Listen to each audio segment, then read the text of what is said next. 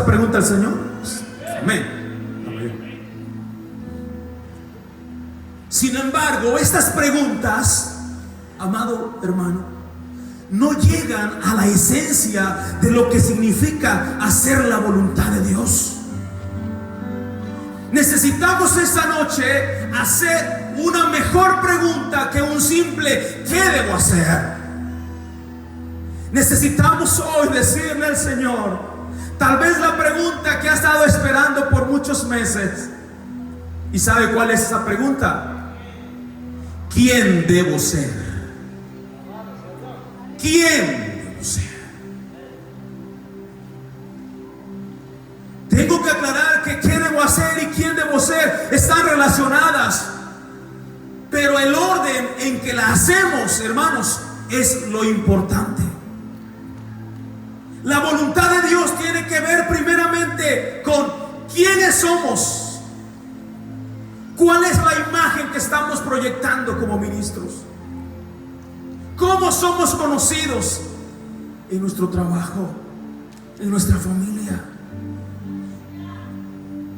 Y después somos conocidos con lo que hacemos.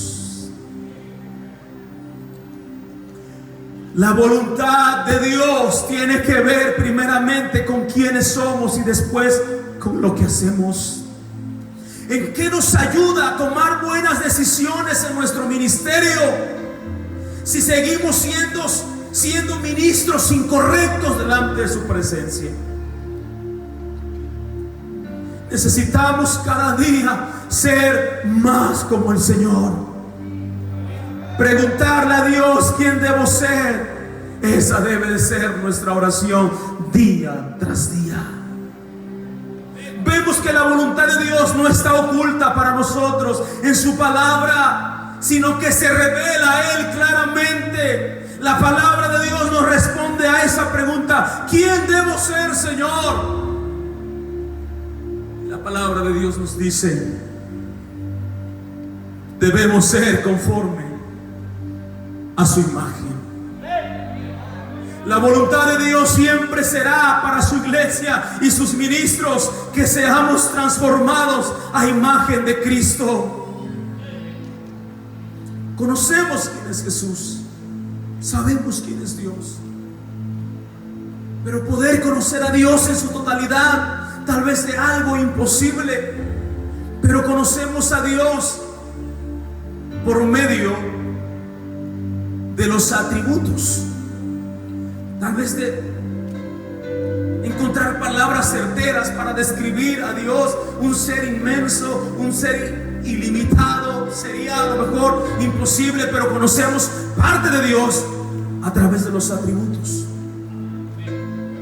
Tenemos dos tipos de atributos: los atributos incomunicables y los atributos comunicables. ¿Cuáles son los incomunicables? Son aquellas características que son propias del Señor. Dios es infinito. Dios es autosuficiente. Dios es eterno, inmutable, omnipresente, omnisciente, eterno, entre otros. Estos atributos, hermanos, son propios de Dios, que solo le pertenecen a un ser ilimitado. Anhelar estos atributos es el peor error que podemos cometer. Es escuchar el engaño de Satanás. Esta actitud es la inclinación natural de un corazón pecaminoso. Usted y yo somos siervos del Señor. ¿Cuánto decimos amén? Somos siervos del Señor y hemos sido renovados con nuevos corazones y con nuevos deseos. Esos atributos solo le corresponden al Señor. Pero también tenemos los atributos comunicables. Son aquellas características suyas que también son del Señor, pero que pueden hacerse realidad en nosotros también. Dios es santo. Dice amén. Dios es amoroso. ¿Con cuánto Dios ha sido bueno, hermanos? Dios es bueno, Dios es justo, Dios es misericordioso, lleno de gracia, fiel, veraz, paciente, sabio. Cuando hablamos de ser conforme a su imagen, esa es la lista que debemos tener en nuestra mente. Estaremos tomando algunos ejemplos que nos muestran cómo reflejar como ministros, como siervos del Señor, la imagen de Cristo. ¿Cuál debería ser lo primero que viene a su mente cuando pensamos en Dios? Es una pregunta. ¿Habrá algún orden de prioridades que debemos reflejar en nosotros? La respuesta, amado Congreso, es sí. Hay un atributo de Dios que emerge claramente como uno de los primeros en la lista. Y vamos a iniciar en el tema. ¿Sabe cuál es? Su santidad. La santidad de Dios. Santidad se puede definir como la suma de toda excelencia moral, la antítesis de toda imperfección o corrupción moral. Transmite la idea de ser apartados, sagrados, separados. Indica un carácter cuya pureza es absoluta, hermanos, absoluta. A través de la Escritura encontramos que el Señor quiere que usted y yo, lo primero que pensemos de Él sea que Él es santo, que Él es santo. La palabra santo aparece casi 700 veces en la Biblia. Su forma verbal, santificar, aparece 200 veces más. Ningún atributo junto al nombre de Dios con más frecuencias que la santidad. Solo el libro de Isaías menciona el Santo de Israel 29 veces. La santidad de Dios, la pureza absoluta de su carácter, es lo que distingue de todos los otros dioses, todos sus rivales. Éxodo 15:11, la palabra de Dios nos dice: ¿quién te comparará en grandeza y santidad? No hay otro Dios tan grande como el Dios que usted y yo alabamos esta noche. No hay otro Dios que se compare como el Dios que usted y yo tenemos. ¿Cuántos se sienten alegres por tener ese Dios en sus corazones? Los dioses de Egipto, de Canaán, de Grecia, de Roma, nunca declararon que poseían una pureza absoluta en su carácter. Hablar de la santidad de los creyentes, hermanos, no es algo que le agrade a las multitudes. Hablar de la santidad de las iglesias es un tema que incomoda. Para muchos es un tema que ofende, es un tema que lastima. ¿Por qué? ¿Por qué? Porque cada uno sabe cómo está viviendo. Pero necesitamos, amado Congreso, reflejar esa santidad en nuestras vidas como ministros del Señor. Santidad, hermanos, es un atributo de Dios que podemos reflejar usted y yo.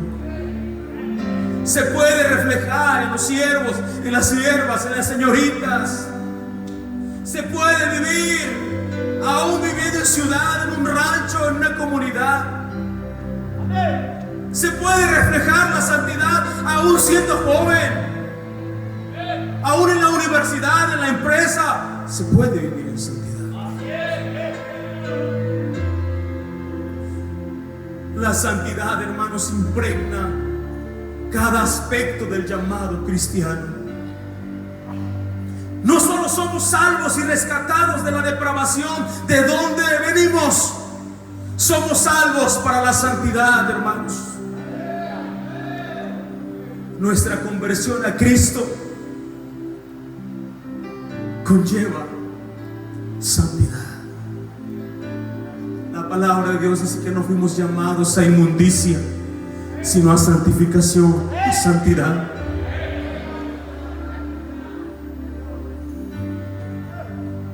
Hebreos capítulo número 10, verso 10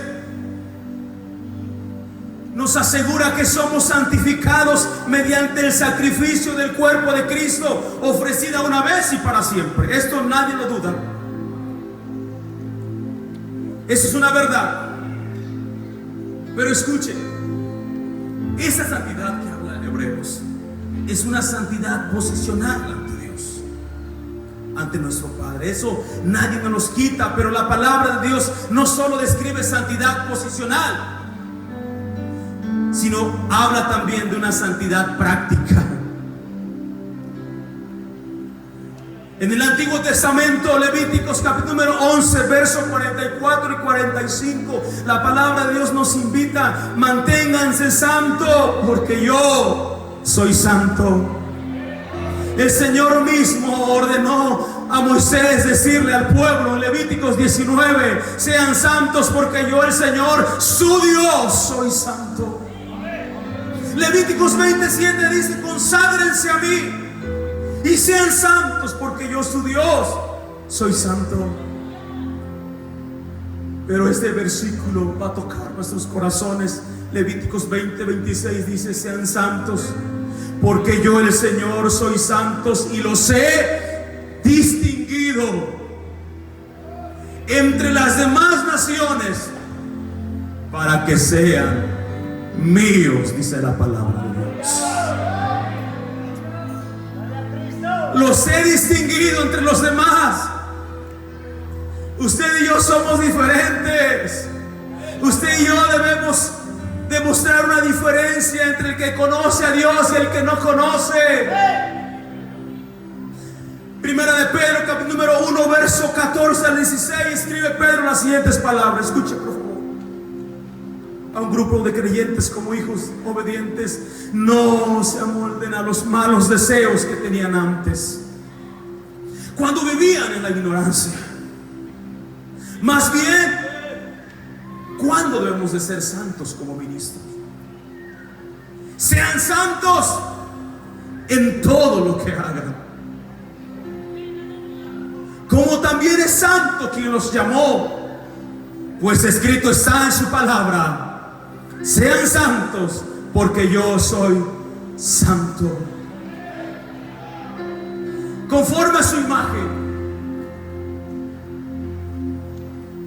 es que seamos santos, que en nuestras vidas como ministros, hermanos, sea evidente que fuimos apartados, que fuimos consagrados, que fuimos distinguidos entre las demás naciones.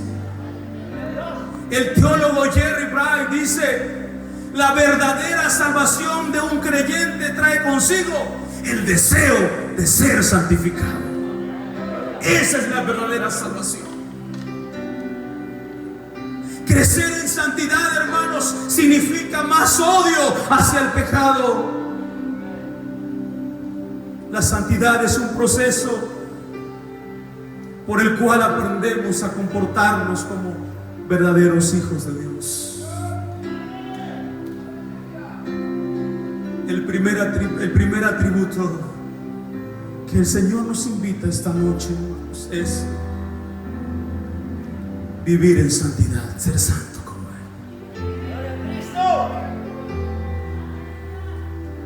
Él. Tenemos un siguiente atributo que es, vamos a avanzar, su amor. Frederick Lehman expresó lo siguiente: el amor de Dios es mucho más grande de lo que podemos decir o escribir. Va más allá de las estrellas y llega hasta el infierno más bajo. Ese es el amor de Dios. De todos los atributos que existen, el amor de Dios es tal vez el más difícil de concebir cuando tenemos tantas versiones humanas de la palabra amor, las cuales son infinitamente inferiores y moldean nuestra manera de pensar. Pero como cristianos, como iglesia, conocemos aquellos 4 tipos de amor que las palabras griegas nos han enseñado para aprender acerca del amor. Y usted los conoce: ágape, fileo, storge, eros. Mientras que nuestra noción común del amor es que una emoción que se experimenta, hermanos, el amor de Dios. El amor de Dios es un acto de voluntad, una actitud inteligente y decidida de estima y de emoción. Es una aptitud abnegada, intencional y que se dirige al otro, que se desea hacerle bien al amado. El amor de Dios no tiene que ver con emociones, sino con acciones. La Biblia muestra como un amor que actúa. El apóstol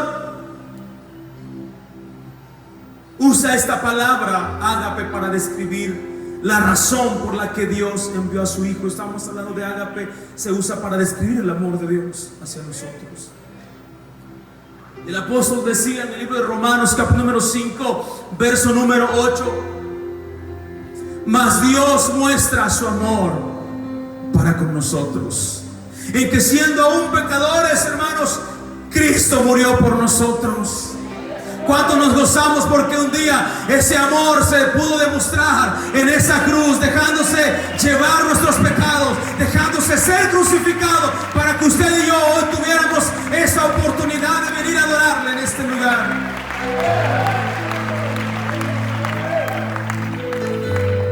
Pero también ágape es la palabra que usa Jesús para instruir a sus discípulos en cuanto a los que los odian.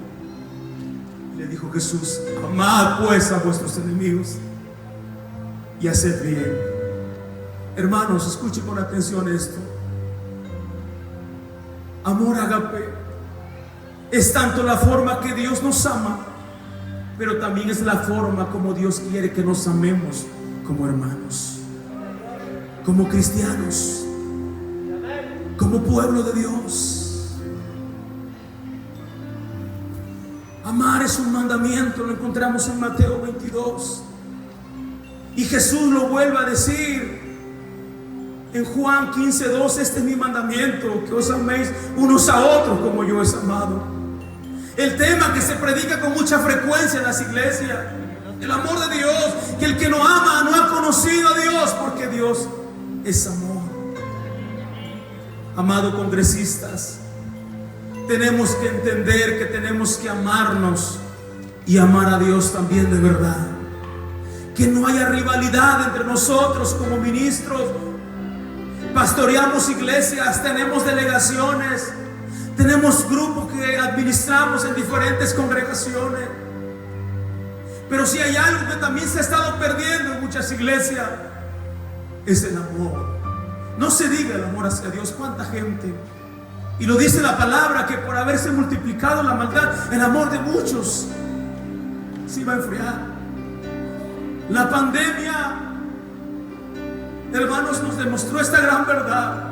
Muchos se enfriaron, muchos ya no regresaron. Conozco de un pastor en Acapulco que mandó a 2 de sus ovejas a la iglesia donde estamos pastoreando. Y ese pastor mencionaba que la gente ya no regresó, no tenía caso, no tenía la solvencia económica para seguir pagando la renta, la luz, el audio de la iglesia. Este pastor, llorando, porque nos duele como pastores cuando alguien se va de la iglesia, tuvo que cerrar las puertas de del templo. ¿Por qué? Porque muchas mucha gente se olvidó del amor de Dios? ¿Por qué mucha gente ya no regresó?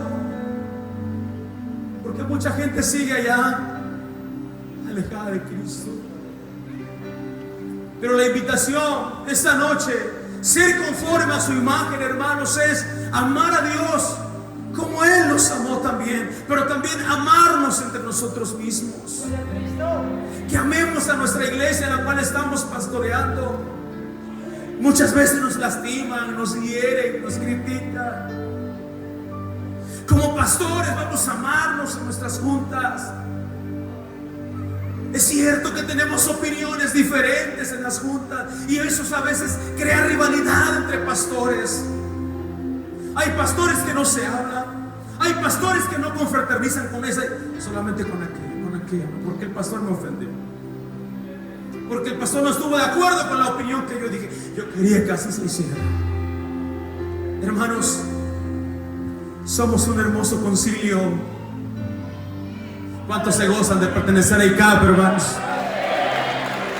Que si algo pueda diferenciar a ICAP de los demás concilios, sea que sus siervos se aman, sea que en las iglesias hay amor de Dios, hay amor hacia su prójimo. Que la gente que vaya a buscar amor a las iglesias la encuentre en nosotros. La gente vive desesperada, la gente vive angustiada. La gente busca que alguien le hable de amor. Esa es la iglesia. Esa es la iglesia. Hermanos, hay un tercer atributo y el tiempo se nos está avanzando, que es la paciencia. Un hombre llamado Henry Light mencionó lo siguiente y dijo: alabado sea Dios por su gracia y favor hacia su pueblo afligido. Alabado sea Dios que Él mismo eternamente, lento para reprender y pronto para bendecir. Ser humanos es batallar a diario con la impaciencia. Y tenemos que prestar atención a este punto, hermanos, porque tenemos que batallar, ya que la conexión entre la paciencia y la ira es muy estrecha. Sabemos que la paciencia es una virtud, eso nadie lo desconoce. Sabemos que la paciencia es un fruto del Espíritu. Pero es donde muchos ministros estamos batallando. Queremos lo que queremos cuando lo queremos, pero no queremos esperar. Hace algunos años, un periódico llamado The Boston Globe nos dice que hizo un reportaje sobre un estudio que buscaba determinar cuánto tiempo los usuarios de internet están dispuestos a esperar que una página web cargue. Y el estudio menciona que los usuarios empezaron a salir de las páginas web después de 2 segundos. Empezaron a abandonar las páginas. Después de 5 segundos, el 25% de los usuarios abandonó la página. Luego de 10 segundos, el número subió al 50%. Esperar no es algo que evitamos, es algo que cada vez estamos menos capacitados. Y esto está siendo un problema para las iglesias. Cada día la palabra, la Biblia nos exhorta que esperemos al Señor, que seamos pacientes con los demás, tener paciencia en medio de la aflicción.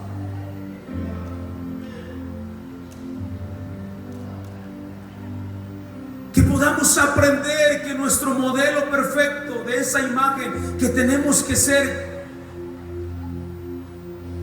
hermanos, Él fue paciente. Él no se quedó a medio camino. Al ser llevado a la cruz, ¿cree usted que por algún momento no sintió el dolor, la carga? Allá en el Getsemaní le dijo al Señor: Señor, siento que me desespero tal vez. Si es posible, pasa de mí esta copa, pero que no se haga como yo quiero, sino que se haga tu voluntad. El apóstol Pablo mismo lo llamó como el Dios de la paciencia y de la consolación. Cuando Dios se revela a Moisés, se describe a sí mismo como lento para la ira. Quiero mencionar que Dios es paciente con nosotros en dos aspectos importantes, y que esto nos lleve a reflexionar que si queremos ser conforme a la imagen de Cristo, también usted debemos proyectar esto en nuestras vidas. Número uno, Dios es paciente en cuanto a nuestro pecado. El salmista David dice en el Salmo 103, verso 10: no ha hecho con nosotros conforme a nuestras iniquidades, ni nos ha pagado conforme a nuestros pecados. Todos en algún momento tal vez le hemos fallado a Dios, pero Dios ha sido paciente contigo. Queremos que Dios nos tenga paciencia cuando algún hermano falla, ya no andamos corriendo. Queremos esa paciencia de Dios hacia nosotros, pero cuando Dios nos promete algo, no queremos esperar. Cuando estamos siendo probados en medio de la aflicción, no queremos esperar. ¿Cuántos ministros han dejado el pastorado por un problema? ¿Cuántos ministros han dejado el ministerio porque no supieron soportar la hora del fuego, la hora de la prueba? Queremos que Dios tenga paciencia con nosotros. Venimos al altar hoy al Congreso: Señor, tú sabes que ayer, te fallé.